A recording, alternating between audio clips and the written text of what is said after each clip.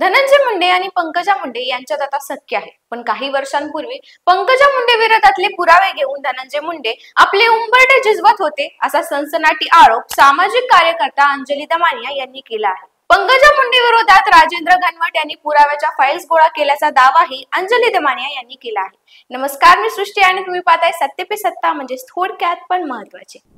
पंकजा मुंडे विरोधात राजेंद्र घनवट आणि धनंजय मुंडेंनी आणलेल्या फाइल्स आजही घरात पडून असल्याचा दावा अंजली दमानिया यांनी केलाय। आपण असली कामं करत नसल्याचं त्यावेळी निक्षून सांगितल्याचा दावाही त्यांनी केला आहे।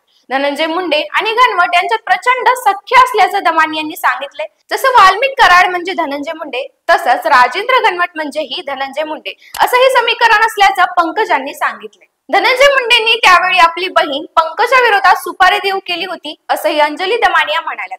मात्र अंजली दमानियांच्या घरी आपण कधीच गेलो नसल्याचा दावा पोपट घनवट यांनी केलाय।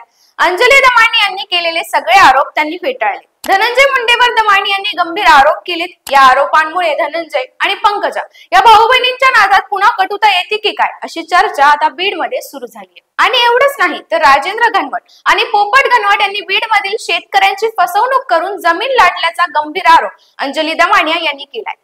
खोटे गुन्हे दाखल करून आणि धमकी देऊन कोट्यवधींची जमीन लाखो रुपयात घेतल्याचं दमानिया म्हणाले आहेत। तसेच धनंजय मुंडे, वाल्मिक कराड आणि घनवट अशी टोळी बीड मध्ये असल्याचं त्यांनी म्हटलंय। धनंजय मुंडेंनी दबाव टाकल्यामुळे 9 शेतकऱ्यांवर गुन्हा दाखल करण्यात आल्याचा आरोपही दमानिया यांनी केलाय। पीडित शेतकऱ्यांसोबत दमानिया यांनी पत्रकार परिषद घेऊन गंभीर आरोप केले। यावेळी पीडित महिला शेतकऱ्यांना अश्रू अनावर झाले आणि आमच्या जमिनी परत द्या अशी मागणी पीडित महिला शेतकऱ्यांनी केली।